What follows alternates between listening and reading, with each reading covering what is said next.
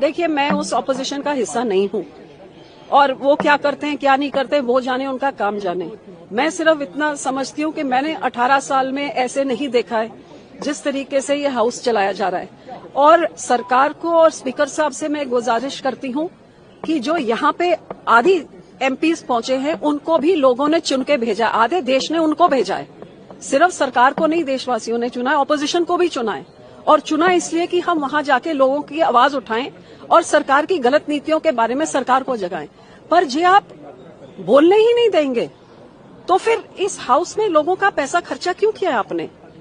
मैंने पहली बार 18 साल में देखा कि प्रेसिडेंशियल एड्रेस ही नहीं, विपक्ष को बोला गया कि या तो आप वो बोलिए जो हम चाहते हैं, पर जो आप चाहते हैं वो आप बोल ही नहीं सकते। सारे विपक्ष का मुंह आप बंद कैसे कर सकते हैं? हर एक को इधर हक है अपनी बात रखने का, और पक्ष जो मर्जी बोली जाए, उनके एमपीज कुछ भी बोल लें।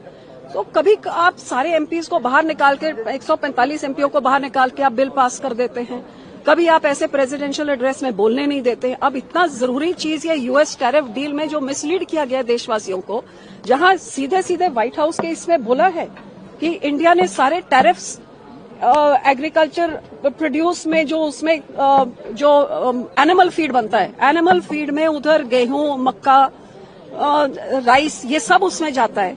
एथेनॉल में से, कई सारे फ्रेश फ्रूट्स में से, नट्स में से, सब में से जीरो टैरिफ कर दिया है। तो वो जो एक सेफ गार्ड होती थी आपने तो एंट्री दे दी। और किसान, अब एप्पल वाले किसान पूछे पहाड़ों में क्या किसान, हिंदुस्तानी एप्पल का क्या हुआ जब से विदेशी एप्पल आया है? अब इसी तरह एनिमल फीड के राही मॉडिफाइड, जीएम मॉडिफाइड सारा कुछ आ जाएगा। तो जो देश के किसानों से खरीदते थे, एथेनॉल बनता था हमारे किसान के पूरे, सब आपने जीरो कर दिया है। तो उन देशों में तो किसानों को 80-80, 85% तक सब्सिडाइज करते हैं। उनके प्राइसेस के साथ हमारे किसान कहाँ कम्पीट कर सकते, जिनको तो एमएसपी तक भी नहीं मिलता है पूरा।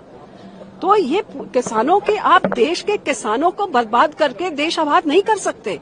इतनी $1 ट्रिलियन इकोनॉमी का क्या करना है जब 50% जो गांव में बैठती है जनता, जो उनकी रोजी पर लात मारेंगे? तो ये एंट्री देने की जरूरत क्या थी, ये घुटने टेकने की जरूरत क्या थी, जो आज तक किसी सरकार ने नहीं किया? बहुत जरूरी मुद्दा है जिसका जवाब सरकार को देना चाहिए। पार्टी का क्या स्टैंड रहेगा अगर विपक्ष के द्वारा नो कॉन्फिडेंस मोशन स्पीकर के खिलाफ मूव किया जाता है? देखिए, ये मेरी पार्टी फैसला करेगी, मैं विपक्ष का हिस्सा नहीं हूं। मैं अब भी आग्रह करती हूं कि सरकार कोई समझौता करे, विपक्ष को बोलने दे। यहाँ पे हम सब भेजे गए हैं बोलने के लिए। जी, आप बोलने में ही बैन, गैग लगा देंगे, बैन लगा देंगे, तो ये क्यों बनाया ये फिर पार्लियामेंट नया वाला?